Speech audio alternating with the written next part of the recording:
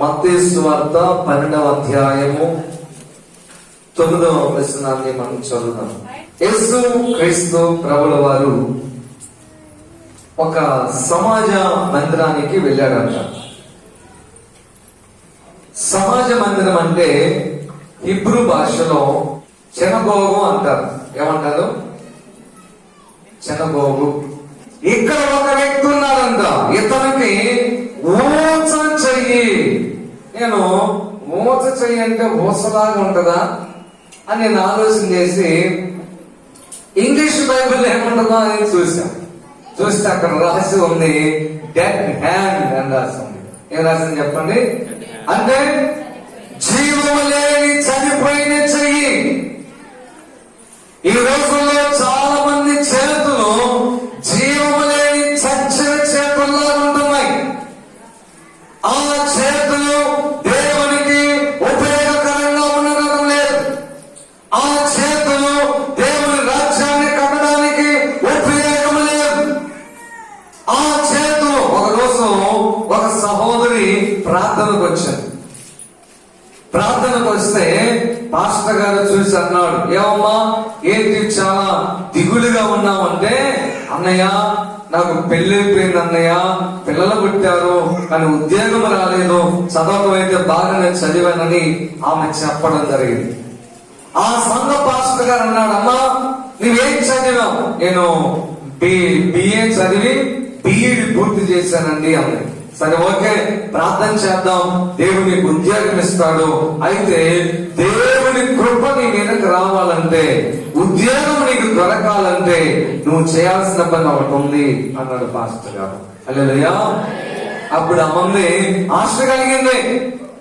ఉద్యోగం వస్తుందేమో కాపాడు, నాకు నా తలరాత మారిపోయిందేమో, ఆర్థికంగా నేను నా భర్తకు హెల్ప్ అయిపోతానేమో అని చెప్పి ఆలోచన చేసి, అన్నయ్య మీరు ఏది చెప్పినా నేను చేస్తాను, నాకు ఉద్యోగం వస్తే చాలు అంది. హల్లెలూయా. అర్థమైన స్తోత్రం చెప్పండి గట్టిగా. బాగా గమనించండి. దేవుని కృప నీకు ఉద్యోగం ఇవ్వగలదు, దేవుని కృప నీకు ఆరోగ్యాన్ని ఇవ్వగలదు, దేవుని కృప నీ అవసరతను తీర్చగలదు, దేవుని కృప నీ యొక్క కోరికలన్నీ నెరవేర్చగలదు. హల్లెలూయా. అయితే ఆయన కృప నీకు దొరికే మార్గం ఏమిటి అది మనం ఆలోచన చేయాలి. దేవుని కృప మనకు దొరికే మార్గం ఏమిటి అని ఆలోచన చేస్తే ఆ పాస్టర్ గారు చెప్పాడు, అమ్మా దేవుని కృప ఈజీగా దొరికే మార్గం అవుతుంది. ఏమిటంటే పరిచర్య అన్నాడు. హల్లెలూయా. ఏమన్నాడు చెప్పండి? దేవుని కృప ఈజీగా దొరికే మార్గం అవుతుంది, అదే పరిచర్య. దేవుని కృపను పోగొట్టుకునే మార్గం అవుతుంది, అది పరిచర్య చేయకపోవడం. అప్పుడు ఆ అమ్మాయి మరి పరిచర్య చేస్తే ఉద్యోగం వస్తుందా అని అడిగింది ఆ పాస్టర్ గారు. ఓకే అమ్మ వస్తుంది, నమ్మకంగా చేయండి. ఏ టైంకి రమ్మంటారు? మన ప్రార్థన 9:30 9 గంటల కల్లా మీరు ఉన్నాను. ప్రతిరోజు అలాగే వచ్చేది, మందిరం అంతా ఊడ్చేది, శుభ్రం చేసేది, తుడిచేది, బట్టలు పరిచేది, చాపలు వేసేది, కరెంటు మైక్ అంతా మైక్ చేయదులే, లైట్ ట్యూబ్ లైట్ వేయడం, ఫ్యాన్లు వేయడం అయ్యింది. తర్వాత కుర్చీలన్నీ మడతేసి మొత్తం మడతేసిపోయింది. కొద్ది రోజులకి డిఎస్సి ఎగ్జామ్స్ ప్రిపేర్ అవ్వచ్చు నోటీస్ పడింది. పాస్టర్ దగ్గరికి వచ్చి ఏడుస్తా ప్రార్థన చేయించుకుని వెళ్ళింది. దేవుని మహాకృపలో ఉద్యోగం వచ్చింది. హల్లెలూయా. హల్లెలూయా. ఉద్యోగం వచ్చిన తర్వాత 9 గంటలకు రావాల్సిన అమ్మాయి 10 గంటలకు వస్తుందంట.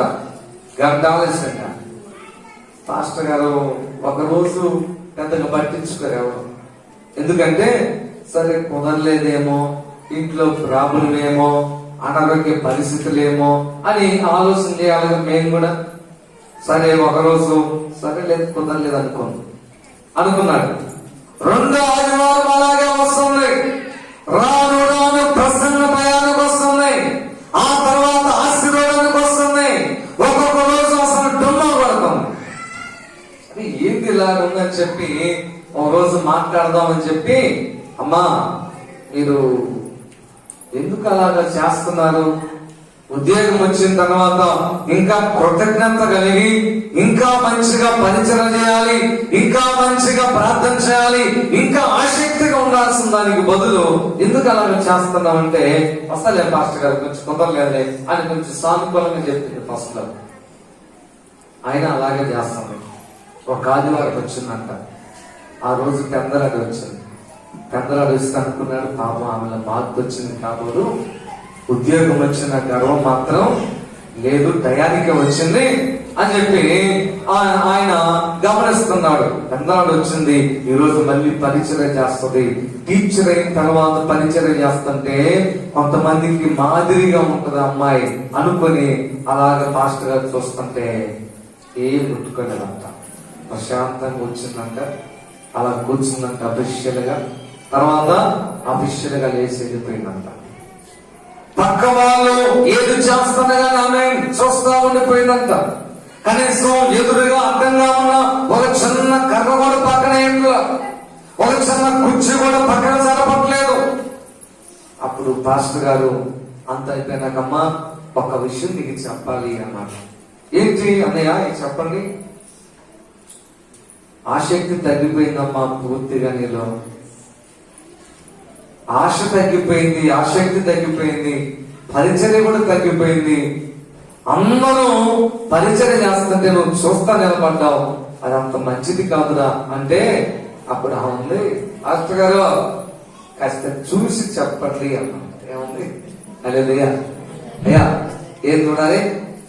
అంతకుముందు ఏంటి ఆమె ఒక సాధారణమైన మహిళ, ఇప్పుడు ఆమె ఏంటి ఒక గవర్నమెంట్ ఎంప్లాయ్, ఉద్యోగం. అందుకని ఇప్పుడు ఏం చేయాలని చెప్తుంది పాస్టర్ గారిని, కాస్త చూసి చెప్పండి అంది. అర్థం కాల. ఎందుకు విన్నానమ్మా అన్నాడు మళ్ళీ. అంతకు ముందు నేను సాధారణ మహిళను, ఇప్పుడు నేను ఉద్యోగస్తురాను. అప్పటికి ఇప్పటికి తేడా ఉందన్నయ్య. పరిచయం చేయాలంటే చాలా మంది ఉన్నారు మన వాళ్ళు చేస్తారు, అది నాకు చెప్పడం అంత బాగా అన్నమాట. సొంత చెప్పండి గట్టిగా. మనసులో నచ్చుకున్నాడు. ఒకటే గుర్తు పెట్టుకున్నాడు, చిన్న సూచన, నిన్ను బట్టి దేవుని పని ఎప్పటికీ ప్రభువు ఆపుకోడు. ఇది మనసులో బండ గుర్తు. ఆ స్థానంలోకి నువ్వు వస్తే ఆ స్థానంలో ప్రభువు నిన్ను ఉపయోగించుకుంటాడు అంతే. ఆ స్థానంలో నుంచి నువ్వు తప్పుకుంటే మరొకరిని ఆ స్థానంలో పెడతాడే తప్ప తన పని ఎప్పటికి కూడా ఆపుకోడు. ఆయన ఆపుకోవడానికి అసమర్థుడు కాదు. హల్లెలూయా. స్తోత్రం చెప్పండి గట్టిగా. హల్లెలూయా. అయితే అలాగనే కొన్ని వారాలు వచ్చిన తర్వాత అలాగ మళ్ళీ ఆలస్యంగా వస్తుందంట, కొన్ని వారాలు ఆగిపోతా ఉందంట. పాస్టర్ గారికి అర్థం కాదా? మొదటి అలాగే చేస్తుంది, కనీసం పరిచయం చేయకపోయినా ప్రార్థన కన్నా రావచ్చుగా పందులు అక్కడ అనుకున్నాడు. అనుకొని పాస్టర్ గారు వెళ్ళి అడిగాడమ్మా, ఏంట్రా ప్రార్థన కన్నా కంటున్నాడు రండమ్మా, ఆ రోజు పొరపాటుగా చెప్తే చెప్పుండొచ్చుదమ్మా, అంటే నా బిడ్డలు కదా నీ గబక్కన పరిచయం చేయమన్నాను, అంట్లు తోమన్నాను, శుభ్రం చేయమన్నాను, ఓడవమన్నాను, పొరపాటుగా చెప్తుంటే క్షమించమ్మా అంటే, అన్నయ్య అది కాదన్నయ్య కొద్దిగా జ్వరం వస్తుంది అని చెప్పిందంట. ఏమొస్తుంది?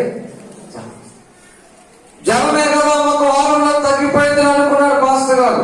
2వ వారం రాలేదు, మళ్ళా వెళ్ళాడు, జ్వరం తగ్గలేదు అన్నయ్య. 3వ వారం రాలేదు, మళ్ళా వెళ్ళాడు, జ్వరం తగ్గలేదు అన్నయ్య. అది 3 వారాలు రాగా జ్వరం తగ్గకపోవడం ఏమిటి?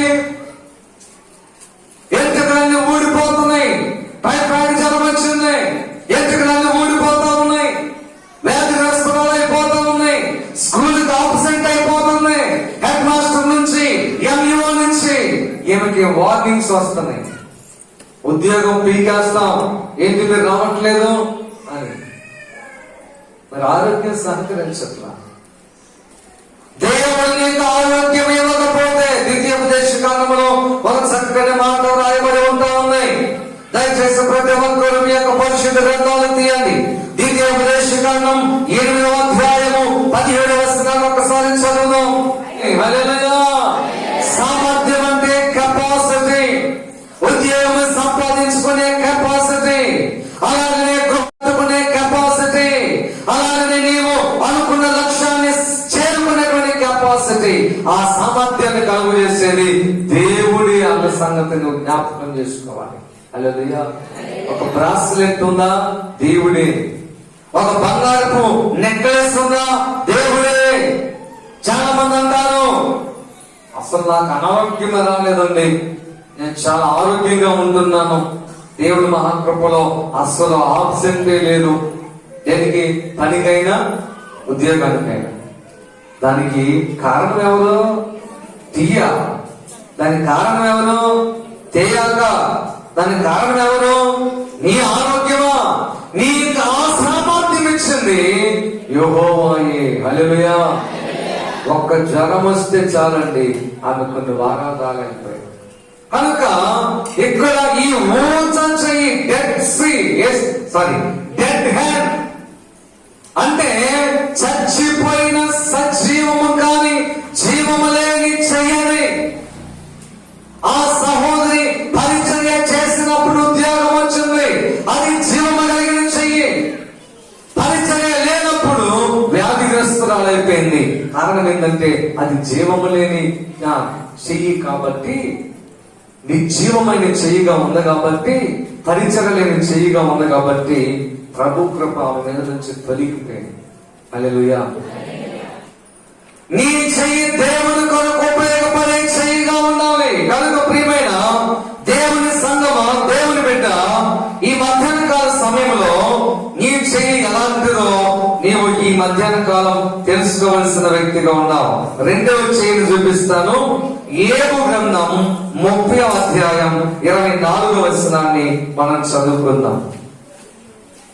ఏబు గ్రంథం 30 అధ్యాయము 24వ వచనం. 30 అధ్యాయం 24 చదువునాను. ఒకడు పడిపోవు నెలలో తన చెయ్యి చాపడా? అమ్మా, ఆపదలో ఉన్నవాడు ఏం చెయ్యక? హెల్ప్ కోసం బ్రతిమలాడే చెయ్యి. ఏ చెయ్యి చెప్పండి? హెల్ప్ కోసం. ఏమో భక్తుడు అంటాడు, ఒకడు పడిపోవు నెలలా వాడు తన చెయ్యి చాపడా. బురదలో పడ్డావు అనుకో, చెయ్యి చాపకుండా అలాగే ఉంటావా? ప్రిస్టేజ్తో వాడికేందు నా చెయ్యి ఇచ్చేది? హెల్ప్ అడగటంలో నేను హెల్ప్ అడుగుతానా? నేను చేయలేనా? పడిపోయినప్పుడు నీ చెయ్యి చాపవలసిన అవసరంగా ఉన్నాయి. యేసు ప్రభువారు ఆయన శిష్యులు అందరూ కలిసి సముద్రంలో ప్రయాణం చేస్తున్నారు. ప్రయాణం చేస్తుంటే ప్రభువారు అన్నాడు పేతురుతో, ఎలా పేతురు, నాలాగే నువ్వు నడవాలనుకుంటే నేల మీద నడవచ్చు, నీకు అవకాశం ఇస్తున్నాను అన్నాడు.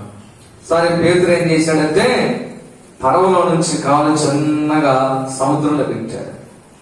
ఆ సముద్రం మునిగిపోకుండా స్థిరంగా పేతురు కాళ్ళలో ఆపింది. పేతురు సంతోషపడ్డాడు, ఆనందంతో ఉప్పొంగిపోతున్నాడు.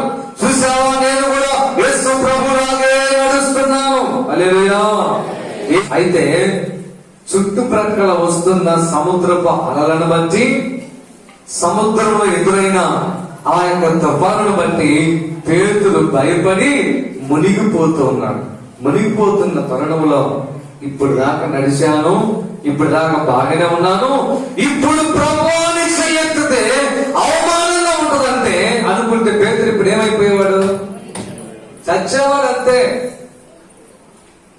నీ చేయి దేవుని సహాయము కొరకు అభ్యర్థించవలసిన అవసరం ఉన్నది. నీ చెయ్యి శిలువ వైపు ఎత్తవలసిన అవసరం ఉన్నది. నీ ఆత్మరక్షణ కొరకై పేతురు కేక పెట్టాడు, ప్రభువా నేను మునిగిపోతున్నానయ్య అంటే ప్రభువారు వచ్చి, ఆత్మవిశ్వాసి ఎందుకు వచ్చింది అలాంటి ఆలోచన, ఇప్పుడు దాకా బాగానే నడిచావు అని చెప్పి ఆ ఎత్తుని చేయబట్టుకున్న పైకి ప్రభువారు లేపాడు. హల్లెలూయా. ఎవరైతే మధ్యాహ్న కాల సమయంలో హెల్ప్ కొరకు యేసు ప్రభువారి శిలువ వైపు వారి చేతులు చాపుతారో వారికి రక్షణ దొరుకుతుంది. ఎవరైతే మధ్యాహ్న కాలం హెల్ప్ కోసం దేవుని యొక్క ఆయన వైపు తిరిగి ఆయన వైపు చేతులు ఎత్తినట్లయితే నీకు సహాయం దొరుకుతుంది. కొంతమందికి ప్రెస్టేజ్ అన్నమాట. ఏజ్ ప్రెస్టేజ్ అంటే ఈగో ఫీలింగ్. దేవుడిని అడిగితే ఏమని అనుకుంటాడేమో, దేవుని మందిరంలో ప్రార్థన చేస్తే చుట్టుపక్కల వాళ్ళు ఏమైనా అనుకుంటారేమో, అరే ఈమెకి ఇలాంటి జబ్బు ఉందా, ఈమెకి ఇలాంటి అవసరం ఉందా, ఈమె కుటుంబం పరిస్థితి ఇదా అని చెప్పి ఏమన్నా తక్కువగా భావిస్తారేమోనని చెప్పి ఈగో ఫీలింగ్. ఏమండి, నువ్వు ఎవరి దగ్గర నీ యొక్క ఫీలింగ్స్ బయటపడ్డా సిలువ దగ్గర నీ ఫీలింగ్స్ బయటకు రాకూడదు. సిలువ దగ్గర ఉన్న పోతున్న దేవుని సన్నిధికి రావాలి. ఒకడు పడిపోవనలా తన చెయ్యి చాపడా, నువ్వు చెయ్యద్దా దేవుని వైపు. ఎప్పుడు ప్రజల వైపు ఎత్తడమే సరిపోయింది, ప్రజల వైపు చూపించడమే సరిపోయింది. సాధించడానికి, ద్వేషించడానికి, కక్షలు సాధించడానికి, అభ్యర్థించడానికి ఎవరి వైపు చేతులొద్దు. ఒకడు పడిపోవునెడలా వాడు చెయ్యి చాపడా. హల్లెలూయా. సోదరు చెప్పండి గట్టిగా. మూడవ హ్యాండ్ నేను మీకు తెలియజేస్తాను. మొదటి హ్యాండ్ ఎలాంటిదంట? చెయ్యి. రెండోది సహాయము కొరకు చాపిన చెయ్యి. మూడోది కీర్తన గ్రంథము 141వ అధ్యాయము 2వ వచనాన్ని చదువుదాం. కీర్తన గ్రంథము 141వ అధ్యాయము Psalms 141:1. నా ప్రార్థన ధూపము వలెను, నేను చేతులెత్తుట సాయంకాల నైవేద్యము వలెను. హల్లెలూయా. స్తోత్రం చెప్పండి గట్టిగా. ఇంకా స్తోత్రం చెప్పాలి గట్టిగా. ఇక్కడ నైవేద్యము పెట్టిన చేతులంట. పెట్టారు ఎప్పుడన్నా నైవేద్యం పెట్ట అలవాటు ఉందా మీకు? హిందూ బ్యాక్గ్రౌండ్ నుంచి వచ్చిన వాళ్ళకి తెలుసు. ముందు నైవేద్యం పెడతారు. వాళ్ళు అనుకున్న ఆ దేవత దేవుడు అనుకున్న నమ్మిన వాళ్ళకి. మన దేవుడికి కూడా నైవేద్యం ఉంది. ఏమిటి మన దేవుడికి నైవేద్యం చెప్పండి? చెప్పాలా? చేతులెత్తుట. ప్రార్థన ఓకే, ఆ ప్రార్థన మాకరించే ప్రార్థన ఉండగా, బోర్ల బడి చేసే ప్రార్థన ఉండగా, ప్రదక్షిణ చేసే ప్రార్థన ఉండగా, నైవేద్య ప్రార్థన ఏంటో తెలుసా? చెప్పండి. రాయబడుతుంది, నేను చేతులెత్తుట సాయంకాల నైవేద్యము.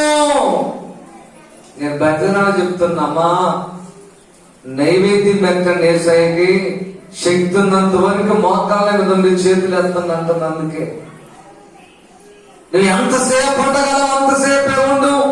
మోకాళ్ళ మీద ఉండి చేతులు ఎత్తి నైవేద్యం పెట్టి ఏసయ్యకి నైవేద్యం పెట్టకపోతే నీటిలో సమృద్ధి ఎక్కడి నుంచి వస్తుంది?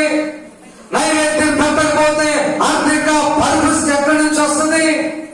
నీ పిల్లలకు ఆరోగ్యం ఎక్కడి నుంచి వస్తుంది? దేవునికి నైవేద్యం ఏ విధమైన వస్తువులతో పెట్టాల్సిన పని లేదు. ఏ విధమైన ఆహార పదార్థాలతో పెట్టాల్సిన పని లేదు. ఏ విధమైన బంగారంతో పెట్టాల్సిన పని లేదు. నువ్వు చేతులెత్తి ప్రార్థన చేయుట సాయంకాల నైవేద్యం. హల్లెలూయా, హల్లెలూయా. కాబట్టి నువ్వు చేతులెత్తి ప్రార్థన చేయండి. ఎంతసేపు అనగలవు అంతసేపు. అది నైవేద్యం.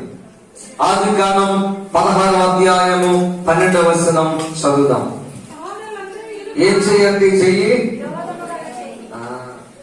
కొంతమందికి అంతే, 10 మంది ఒకటంటే వాళ్ళ అక్కని ఒకటంటారు.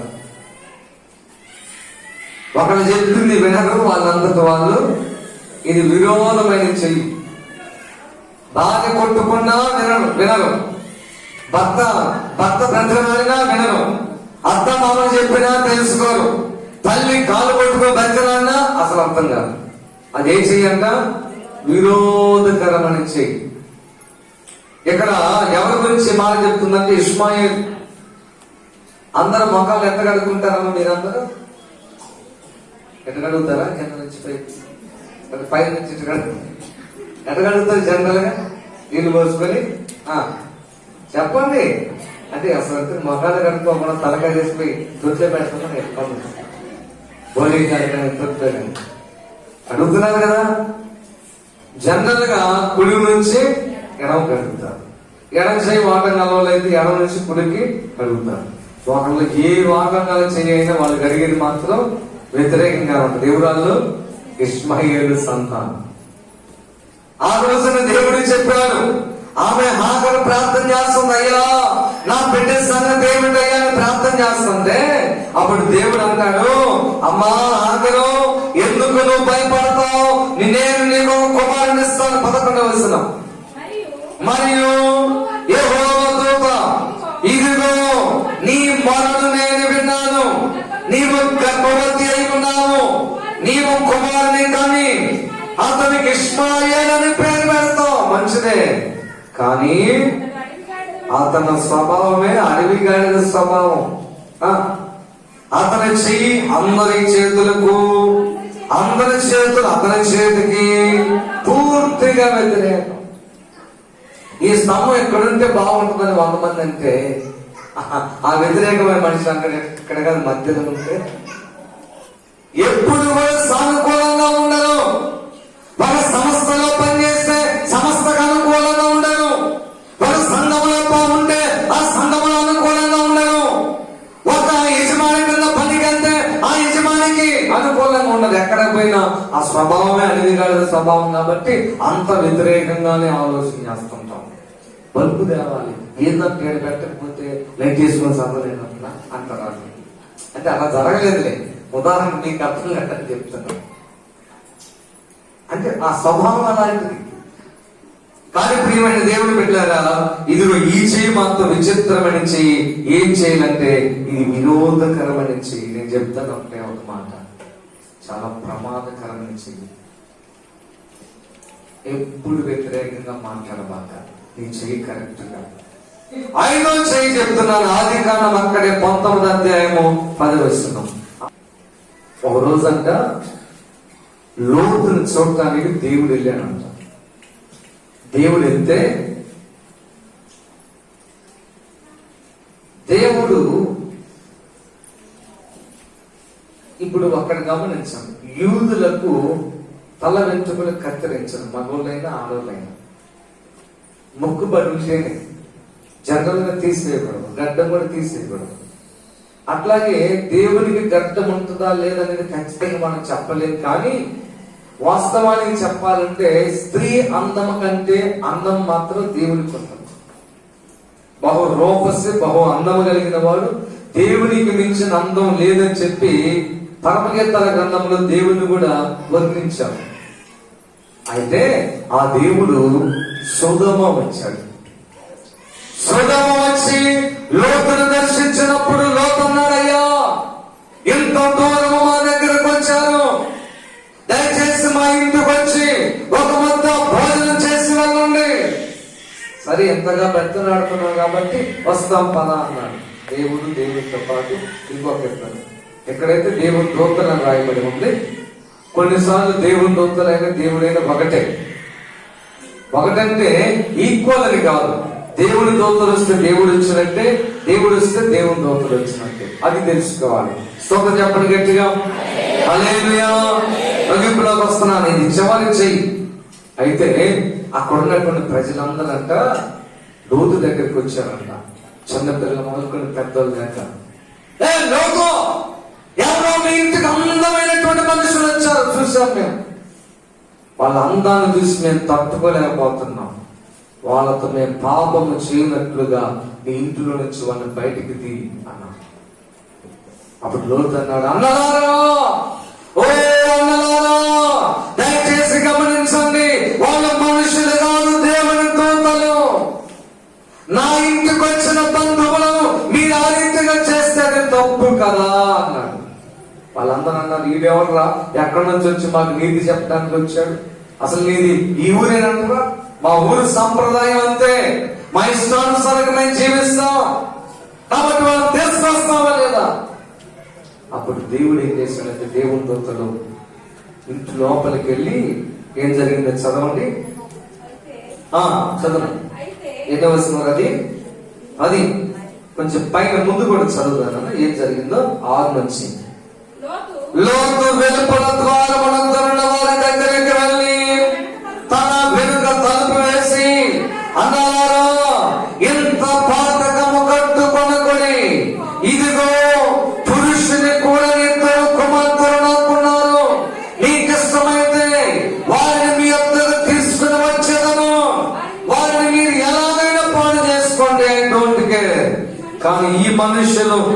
ఇంటి నీడకు వచ్చారు కనుక వీరిని మీరేమి చేయకూడదని బ్రతిమలాడినప్పుడు వాళ్ళు అన్నారు, నీ అవతలకు పో. మరియు వారు వీడెవడో మనలోనికి పరదేశిగా వచ్చి మనకు తీర్పు చెప్తున్నాడు ఏంద్రా, వారికంటే నీకు ఎక్కువ కీడు చేసేదమని చెప్పి లోతన మనుషుని మీద దొమ్మిగా పడి తలుపులు పగలగొట్టుటకు సమీపించేది. లోతు మీదకు దూకారంట. ఏమన్నాడు లోతు? ఈ విషయంలో లోతు ఎంత త్యాగపరుడు అనిపిస్తుంది. పెళ్లి కాని ఇద్దరు అమ్మాయిలు ఉంటే వాళ్ళిద్దరిని తీసుకొచ్చి మీ ఇష్టానుసారంగా చేసుకోండి అయ్యా, వీళ్ళు నా ఇంటికి వచ్చారు, నాకు బంధువులు, వీళ్ళ జోలి మీరు పోకూడదని చెప్తే వాళ్ళకి ఎవరు కావాలంట? దేవుని దూతలే కావాలంట, దేవుని ప్రజలే కావాలంట, దేవుని సంఘంలో ఉన్న వాళ్ళే కావాలి.